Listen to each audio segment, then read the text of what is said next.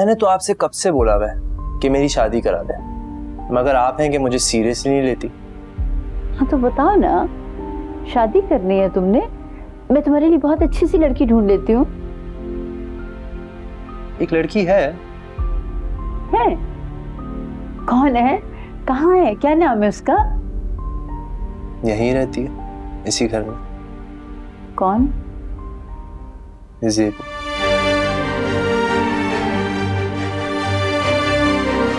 अम्मी मैं उसे बेहद पसंद करता हूँ और मैं चाहता हूँ कि जब मैं यहाँ पे ना हूँ तो आप उसका बहुत ख्याल रखें।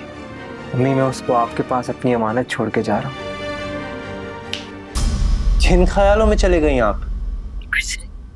हैरान हो रही थी, तुमने अचानक ज़ेबू का नाम ले लिया ना तो इसलिए।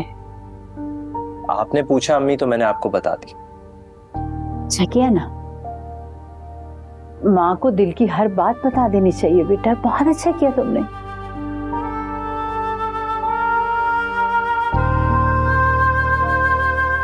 आप भी तो ज़ेबू से बहुत प्यार करती हो। हाँ बेटा, सब ज़ेबू से बहुत प्यार कर। भांजी है मेरी समीना की निशानी है, इस घर का फर्द है, हमारे खानदान का हिस्सा है वो।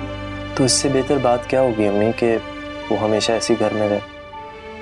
मैं आपसे ये बात बहुत पहले करना चाहता था मगर मौका ही नहीं मिला।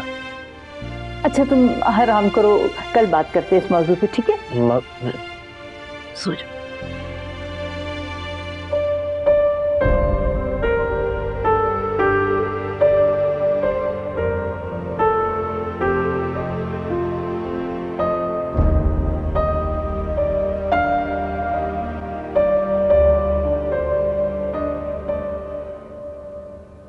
ज़ेबू बेटा, मैंने तुम्हारे लिए, फवाद के लिए और सब घर वालों के लिए बहुत दुआएं की हैं और दुआओं में बहुत ताकत होती है बेटा। खालू ने आरिस को भी बता दिया। अच्छा, बताना तो था बेटा। तुम ना कल यूनिवर्सिटी से छुट्टी कर लो। खाला अम्मी, कल मेरा बहुत इम्पोर्टेंट लेक्चर है, मैं खुद चली जाऊंगी। और वैसे भी मुझे अब अकेले जाने की आदत बना देनी चाहिए। लेकिन बेटे, तुम्हारे अकेले आने जाने से ना मुझे बहुत परेशानी होती है। खाला अम्मी, अब हमें इन छोटी मोटी परेशानियों को ख़त्म करना होगा। मुझे अपना सहारा खुद बनना होगा। और आप मेरी फिक्र ना करें, आप फवाद का ख्याल रखें, मैं अपनी सारी चीज़ें मैनेज कर लूँगी। अरे वाह, मेरी बेटी तो बहुत समझदार हो गई है। खुश रहो। इस्त्री हो गई? बस थोड़ा सा रहता है।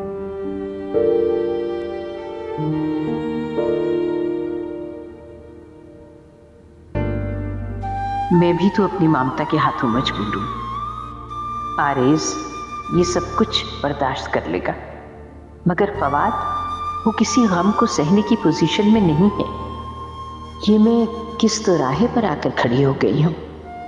कभी सोचा भी नहीं था कि एक दिन ऐसा भी आएगा कि मुझे आरेज और फवाद में से किसी एक का साथ देना होगा। समझ में नहीं आ रहा है क्या करूं। ये सब क्या हो रहा है? फवाद ज़ेबू से शादी करना चाहता है और आरेज भी मुझसे ज़ेबू के बारे में बात करके गया है। मैं क्या करूं? एक तरफ फवाद है और दूसरी तरफ आरेज।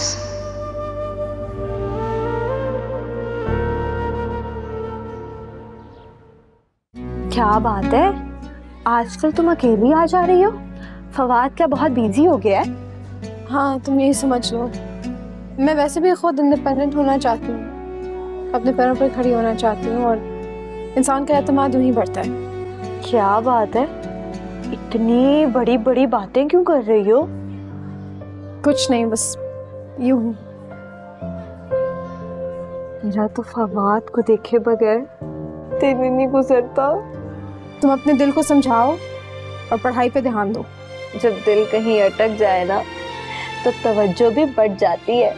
तुम अपना दिल पढ़ाई में लगाओ, क्लियर ना हुआ तो मसला हो जाएगा।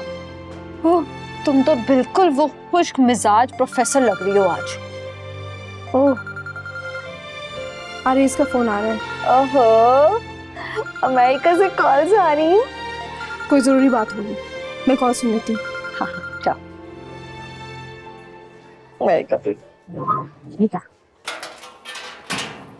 हेलो। हेलो ज़ेबू, कैसी हो? मैं ठीक हूँ। वहाँ तो इस वक्त रात हो रही होगी ना? हाँ, बहुत रात हो गई है मगर नींद ही नहीं आ रही। खबर ही ऐसी मिली है। मुझे अंदाजा है आरिस, मगर तुम फिक्र ना करो, फवाद का इलाज हो रहा है और हम सब भी उसका ख्याल रख रहे हैं। डॉक्टर्स ने भी यही कहा है कि वो जल्द ठीक हो जाएगा। मैंने अबू से कहा है कि उसके इलाज में कोई कसर ना छोड़े।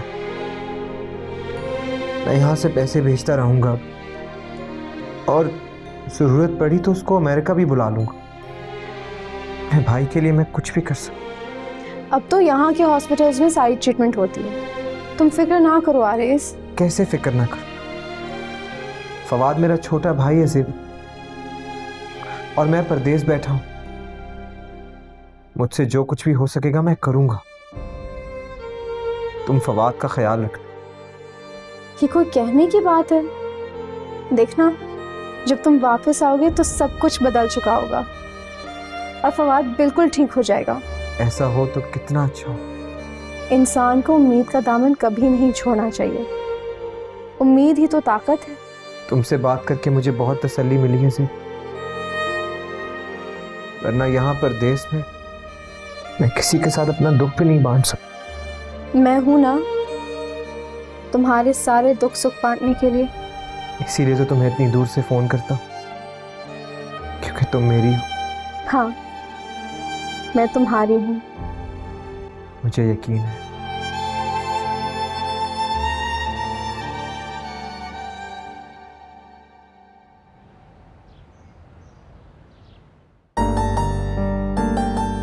अरे कौन आया बेटा, कौन था? दादी, हमसाए से कड़ी आई है। भाई वाह, मैं तो कहती हूँ बहुत ही अच्छे हमसाए हैं हमारे, बहुत ख्याल रखते हैं हमारा। मैं तो कहती हूँ इसी से खाना खा लेंगे, गुजारा ही करना है ना बेटा। दादा की पेंशन कब आती है और कब खत्म हो जाती है पता ही नहीं चलता। अरे बैंक में जो जमा पूंजी थी वो भी खत्म होती जा रही। इतनी सी तो पेंशन है, फिक्र इतनी है कि रात रात भर नींद नहीं आती मुझे। दादी, आप फिक्र ना करें, गुजारा ही तो करना है, हो जाएगा। गुर्बत भी बहुत बुरी चीज है, इंसान की इज्जत और ख्वाहिशात सब खत्म कर देती है। लेकिन वो दिन दूर नहीं है दादी, जब हमारे पास भी सब कुछ होगा और हम ऐश करेंगे। आए मेरी बच्ची, तू क्यों फिक्र करती है? हैं? सब ठीक हो जाएगा, तू देखना। चल इसको रख, मैं आती हूँ। चल आए। ये तुम क्या कह रही हो? ज़ेबू और फवाद? हाँ, मैं भी तुम्हारी तरह हैरान रह गई, मगर फवाद ज़ेबू से बहुत मोहब्बत करता, उसके साथ शादी करना चाहता। फवाद की खुशी ज़ेबू के साथ में है, मगर फवाद तो उसे नहीं पता कि उसे कैंसर है, वरना वो इस ख्वाहिश का इजहार ना करता। मैं क्या करूं तहमीना, तुम बताओ मैं क्या करूं? मैं बहुत मजबूर हूँ, एक मजबूर माँ हूँ। रो ना सफीना, प्लीज। रोना तो क्या करूं, तुम नहीं समझ सकते मेरे दिल पे क्या गुजर रही है। मैं समझ सकती हूँ, मैं भी तो फवाद की खाला हूं ना। फिर तुम फवाद की खुशी के लिए कुछ करो ना, पता नहीं ठीक होने में कितना वक्त लगेगा उसे। ज़ेबू साथ होगी ना तो वो जल्दी ठीक हो जाएगा। कुछ करो प्लीज, ज़ेबू को मनाने की कोशिश करो। अच्छा, आप परेशान नहीं हो, रो नहीं, मैं ज़ेबू से बात करूंगी। मैं जानती हूँ वो इनकार कर देगी और फवाद ये दुख सह नहीं सकेगा, तुम प्लीज तहमीना ज़ेबू को मनाने की कोशिश करो, तुम्हारा एहसान होगा मुझ पे। ये कैसी बातें कर रही हैं आप? इसमें एहसान वाली कौन सी बात है? फवाद मेरा भी तो भांजा है ना।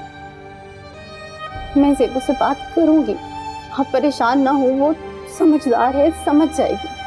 ऐसे तो रो रो कर आप अपनी तबीयत खराब कर देंगी, पहले ही आपका बीपी बढ़ा होगा। चुप कर जाए। मुझे अपनी नहीं, फवाद की फिक्र है। फवाद को बचाने के लिए कुछ भी तहमीना। मेरा बच्चा। अल्लाह ठीक करेगा सब कुछ, आप हिम्मत करें, इंशाल्लाह सब ठीक हो जाएगा।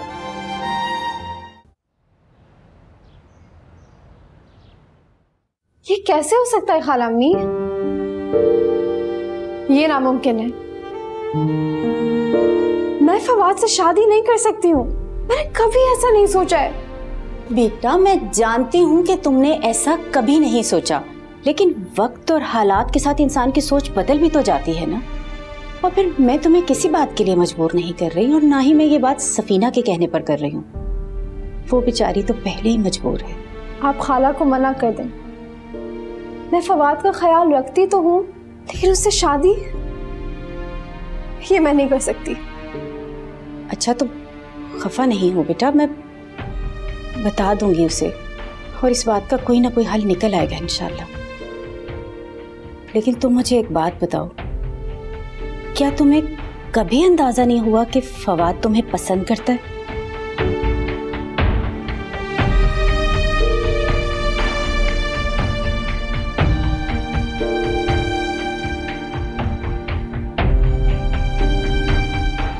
नहीं खाला अम्मी, मुझे कभी ऐसा कोई ख्याल नहीं आया, और ना ही फवाद ने मुझसे ऐसी कोई बात की। अच्छा, मैं कुछ सोचती हूँ बेटा, और सफीना से भी बात करती हूँ, लेकिन तुम इस बात का ख्याल रखना कि फवाद को इस बारे में कुछ ना पता चले। उसके लिए यही बेहतर है कि ये बात उससे छुपाई जाए।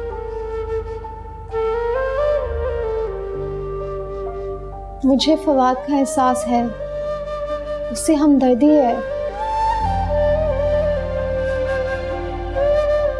लेकिन मैं उससे शादी नहीं कर सकती, और ये मेरा फाइनल फैसला है।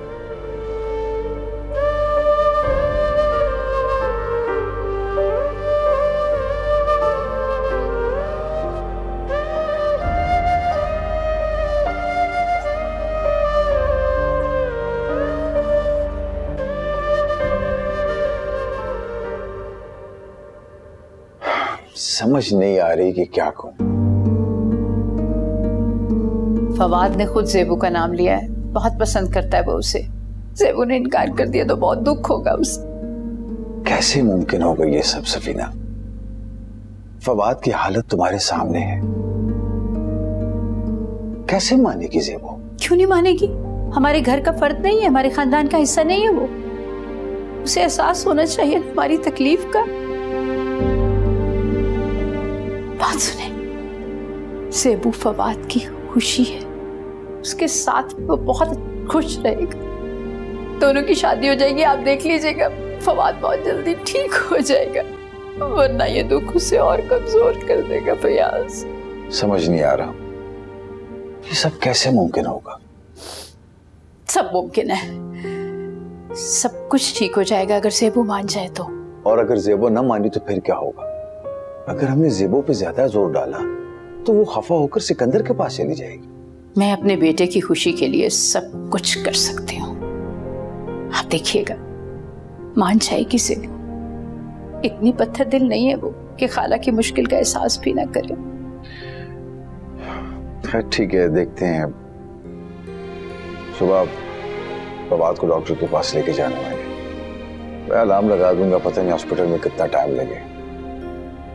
ठीक है।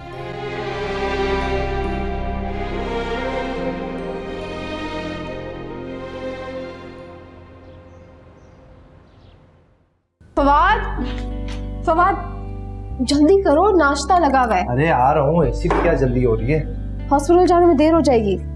कोई देर नहीं होगी, वैसे भी सुबह के टाइम पे ट्रैफिक नहीं होता, हम आराम से पहुंच जाएंगे। जल्दी करो, सब साथ जा रहे हैं। क्यों? सब साथ क्यों जाएंगे? वैसे ही जा रहे हैं। अच्छा जल्दी करो, वक्त ज़ाया ना करो। लेकिन मुझे ये समझ नहीं आ रहा कि सबको साथ जाने की क्या जरूरत है। मैं खुद चला जाऊंगा बाबा के साथ। अगर सब जा रहे हैं तो ऐसी क्या बात है?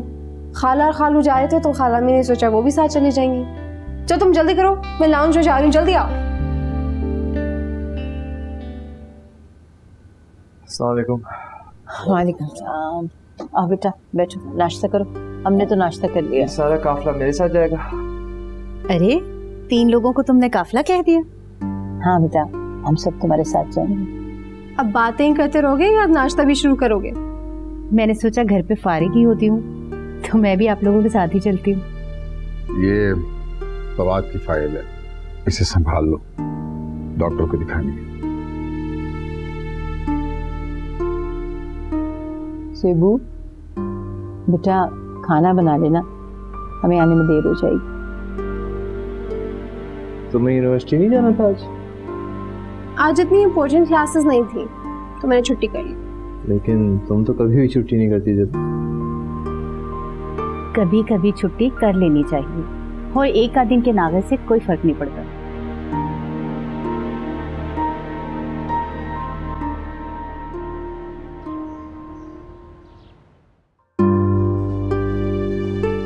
बेटा आप वहां बैठो, हम डॉक्टर से मिल के आते हैं, ठीक है? ओके।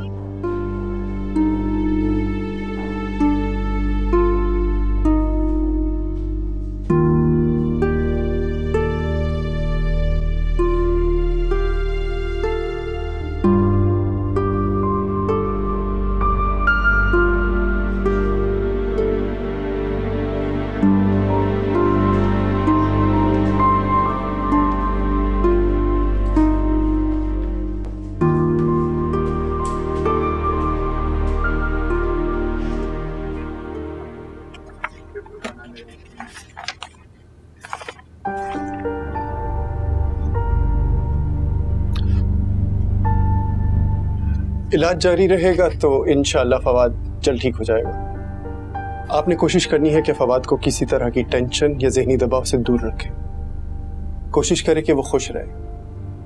इस तरह की बीमारी से लड़ने के लिए विल पावर की जरूरत होती है। जी जी डॉक्टर साहब, हम अपनी पूरी कोशिश कर रहे हैं। और ख्याल रखें कि उसकी बीमारी के बारे में उसके सामने बात ना करें।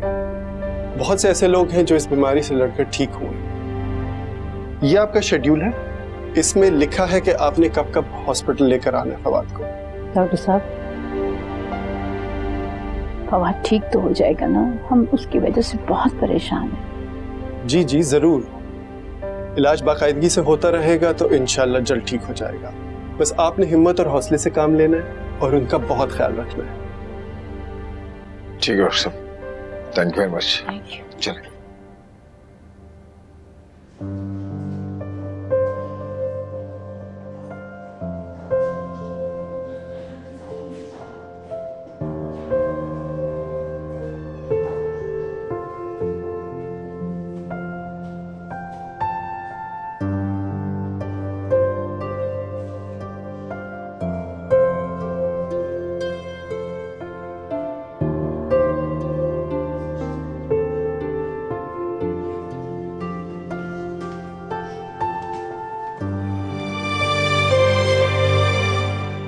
क्या कहा डॉक्टर ने? चेकअप तो उसने मेरा कर लिया है। कुछ नहीं, उसने कहा कि फवाद के खाने पीने का ख्याल रखें, उसको कोई टेंशन न दें और बस।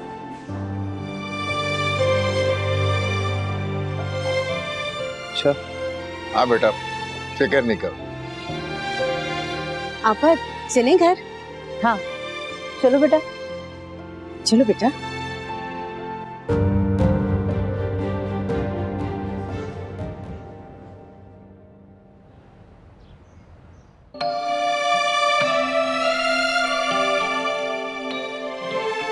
Thank you. डॉक्टर ने कहा है तुम बिल्कुल ठीक हो, सिर्फ इम्यूनिटी का प्रॉब्लम है, इलाज के साथ ठीक हो जाएगा।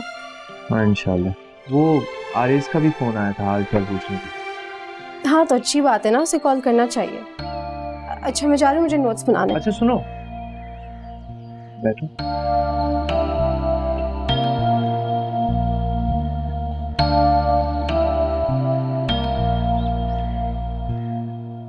कोई काम है? वो तुम मुझसे नाराज? नहीं, नाराज क्यों होंगी? नहीं तो इतनी जल्दी क्यों जा रही हो फिर? थोड़ी देर मेरे साथ रहो। बस काम है ना, मुझे नोट्स बनाने। किसी बात पे खफा हो तो मुझे बता सकती हो। कैसी बातें कर रहे हो? ऐसी कोई बात नहीं है। सेबो, मैं बस कभी नहीं चाहता तुम मुझसे नाराज। अगर मैंने कभी तुम्हें कोई बात ऐसी बोली हो, तुम्हें बुरा लगा हो, तो माफ कर दो। फवाद, मैं तुमसे खफा नहीं हूँ, मेरी बस स्टडीज की वजह से मसरूफियात है। हाँ, आई अंडरस्टैंड। और मेरी वजह से घर में भी बहुत बिजी हो। कैसी गैरों वाली बातें कर रहे हो? मुझे खुशी है इस बात की कि तुमने मुझे गैर नहीं सुना।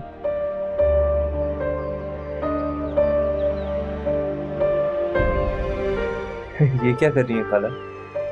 बेटा तुम्हें नजर लगी हुई है इसलिए दम डाल रही हूँ। अब ठीक हो जाओगे। वो सब तो सही है मगर मुझे किसकी नजर लगी? ज़ेबू बेटा, ये सदके के पैसे किसी फकीर को दे देना। बेटा तुम बिल्कुल ठीक हो, आराम से बैठो। मैंने तुम्हारे लिए ना सदके का बकरा भी मंगवाया हुआ है। अभी मैं अपने बेटे का सदका देती हूँ। हालत तो कुछ ज्यादा ही परेशान है।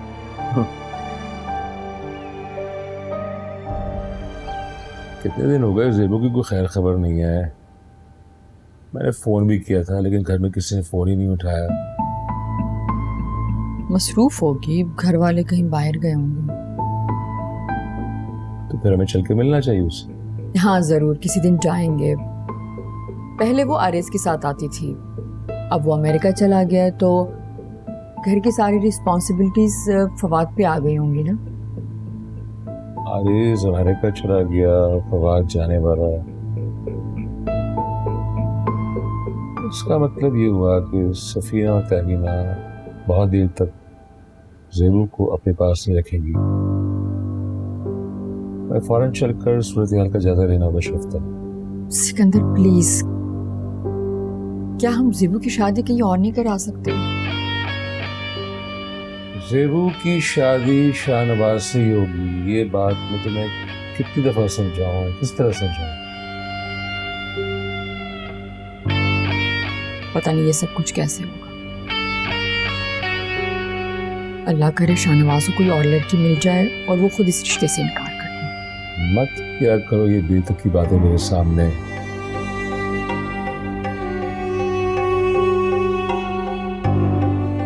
सिकंदर, आप भी ख्वाबों की दुनिया से बाहर निकल आए। मुझे तो लगता है कि कोई तूफान आने वाला है। तुम्हारे सोचने की बात है ना, तुम सिर्फ ज़ेबू के यहाँ चलने की तैयारी करो। तूफान आएगा जरूर, लेकिन हमारी जिंदगी में नहीं, तहमीना और सफीना की जिंदगी में। Go and get ready.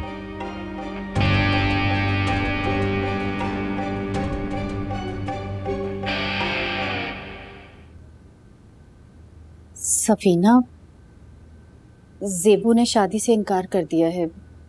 वो फवाद से शादी नहीं करना चाहती। पता था मुझे, जानती थी मैं वो इनकार कर देगी। मुझे दुख का एहसास है मगर मैं कुछ नहीं कर सकती। फवाद जब सेहतयाब हो जाएगा तो उसको शादी के लिए बहुत अच्छी लड़की मिल जाएगी जो उसे खुश रखेगी, उसका बहुत ख्याल रखेगी। मगर फवाद ज़ेबू से मोहब्बत करता। मोहब्बत हर किसी से नहीं की जा सकती, ना दिल किसी को दिया जा सकता है तहमीना। मगर हमें इस वक्त फवाद के इलाज पर तवज्जो देनी चाहिए। जब वो सेहतयाब हो जाएगा तो फिर हम उसकी शादी के बारे में बात कर लेंगे। अब जल्दी क्या है? पता नहीं कब सेहतयाब होगा मेरा बच्चा, होगा भी या नहीं।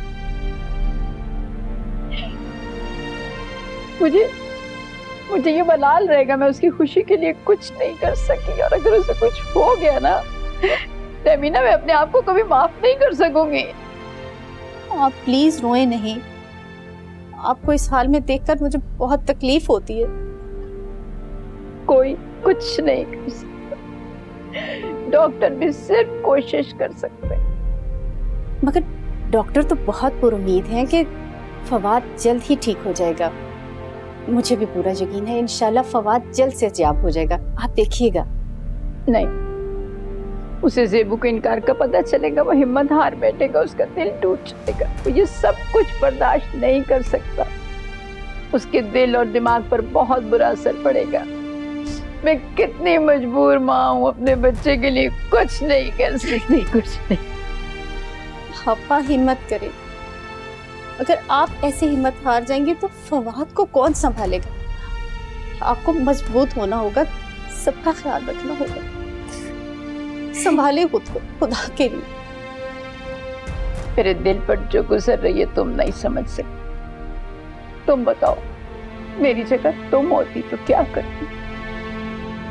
फवाद अगर तुम्हारा बेटा होता तो तुम क्या करती तहमीना?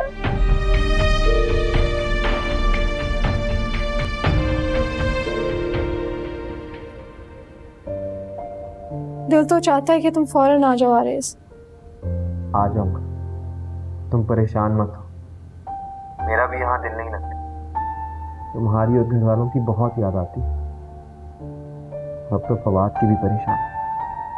हम सब उसका ख्याल तो रख रहे हैं, लेकिन तुम्हारे बगैर सब कुछ अधूरा लगता है। यहाँ मेरा किसी चीज में दिल ही नहीं लगता। अच्छा,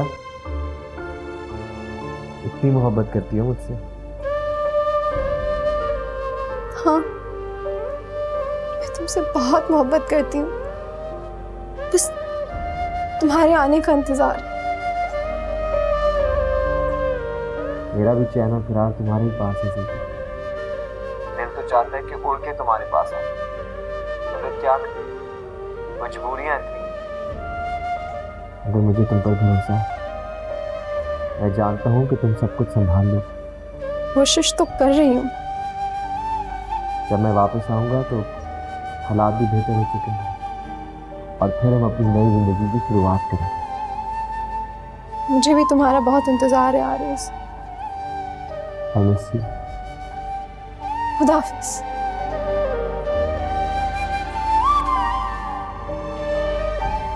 अगर मैं आरिस को अपने और फवाद के रिश्ते के बारे में बता देती तो वो परदेस में खामखा परेशान होता। बेहतर यही है कि उसे कुछ न बताया जाए। मैंने फवाद को इनकार तो कर ही दिया है।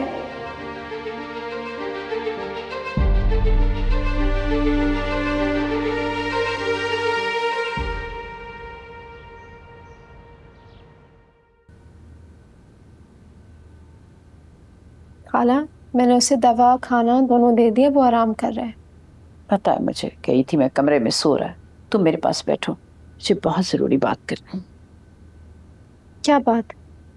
देखो बेटा, हमें नहीं पता था कि हालात इस तरह बदलेंगे। मेरे फवाद को कैंसर हो जाएगा, हमारी दुनिया लुट जाएगी। खाला, मैं फवाद का पूरा ख्याल रखने की कोशिश करती हूँ। इस बात का दुख मुझे भी है, मगर आप फिक्र ना करें, फवाद बहुत जल्द ठीक हो जाएगा इंशाल्लाह। बेटा बहुत चाहता है वो तुम्हें, बहुत मोहब्बत करता। तुम्हारा साथ उसे नई जिंदगी दे सकता है। खाला, मैंने कभी ऐसा नहीं सोचा। देखो देखो, समीना के मरने के बाद मैंने तुम्हें बेटी बनाकर पाला है। मैं कोई एहसान नहीं जता रही हूं, मगर हमें तुम्हारी कुर्बानी की जरूरत है बेटा। हम बूढ़े माँ बाप हैं, हमें तुम्हारा साथ चाहिए प्लीज। आप तो जानती है ना कि मैं आरिस को भूल जाओ। मुझे पता है, जानती हूं मैं, उसके लिए फवाद की जिंदगी से ज्यादा अहम कोई चीज नहीं है। समझ जाएगा वो बेटा। हालम, मैं ऐसा नहीं कर सकती। प्लीज बेटा इतनी जल्दी फैसला ना करो, थोड़ा वक्त ले लो, तुम सोच तो लो। मुझे तो बहुत मान है तुम पे मेरी बच्ची। मुझे इस वक्त कुछ समझ नहीं आ रही, क्या सोचूं, क्या कहूं।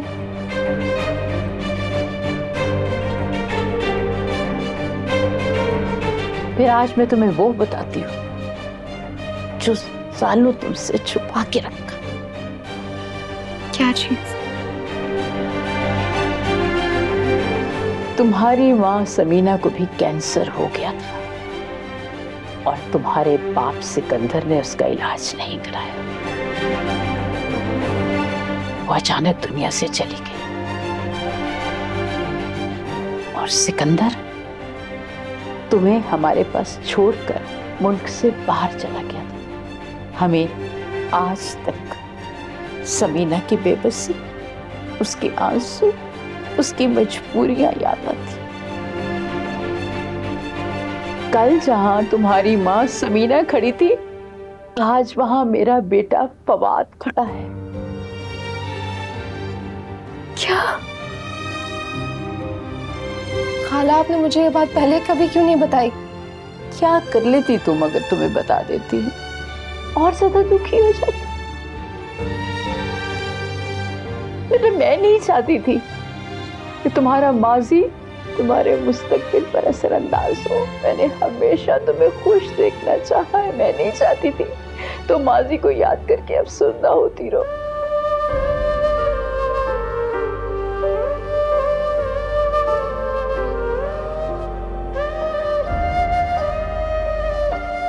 इसीलिए हम लोग सिकंदर से नफरत करते हैं और वो भी हमारी इस नफरत को समझता है।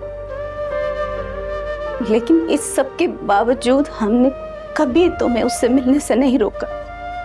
जिस इंसान में इंसानियत ना हो उससे क्या उम्मीद रखी जा सकती है?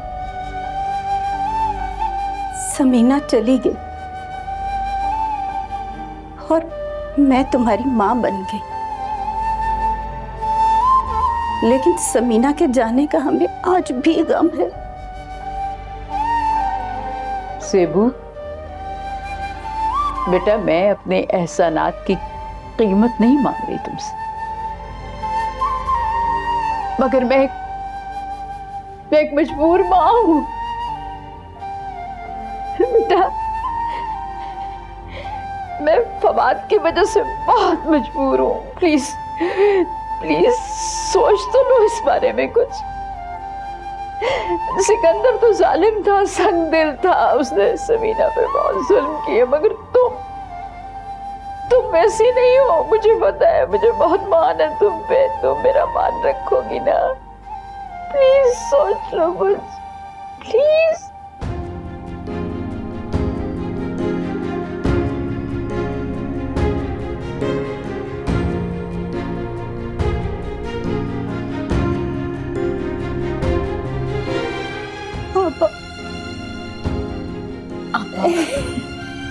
आप हौसला करें, ज़ेबू समझदार है, मान जाएगी।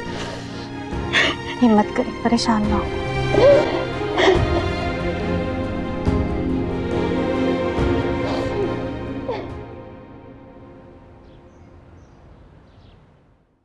क्या बात है, इतनी खामोश क्यों हो तुम? कुछ नहीं, ऐसी हुई। घर में कोई बात हुई है क्या? नहीं। तो तुम आरिस को याद कर रही हो, है ना? चलो लाइब्रेरी चलते हैं, मुझे कुछ पूछना नहीं। हाँ चलो, लाइब्रेरी तो तुम्हारी फेवरेट जगह है।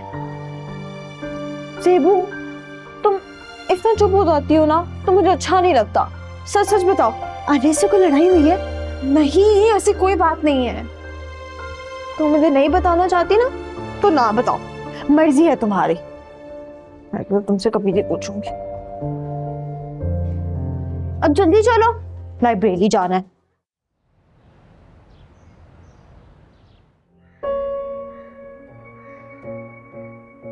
आप लोग? अरे ज़ेबू, तुमसे तो मिलने के लिए आए हैं। कैसी हो? ठीक हूँ। तुम दोबारा हमारे घर नहीं आई, तो हमने सोचा कि हम मिल के आते हैं। मैं बिजी होती हूँ। चल अंदर बैठ के आराम से बातें करते हैं। आप लोग अंदर आ सकते हैं, लेकिन मैं थकी हुई हूँ, कुछ देर आराम करूंगी। ज़ेबू कुछ देर तो हमारे साथ बैठ जाओ, हम सिर्फ तुमसे मिलने आए। बेटा किसी बात पर खफा हो? अरे ज़ेबू क्यों खफा होगी? उसने कहा ना वो यूनिवर्सिटी से आई हुई है, थकी हुई है। चले अंदर बैठ के बात करते हैं।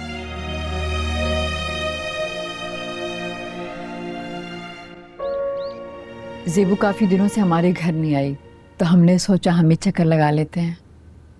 ज़ेबू अपनी पढ़ाई में मसरूफ रहती है, इसके पास कहीं आने जाने का टाइम ही कहाँ है। ज़ेबू, मीरब काफी दिनों से तुम्हें बहुत याद कर रही है। मीरब तो मासूम है, वो मेरे हालात कैसे समझ सकती है? मेरी माँ कैंसर से लड़ते लड़ते मर गई। अगर आप उनका वक्त पर इलाज करा देते, शायद वो ठीक हो जाए।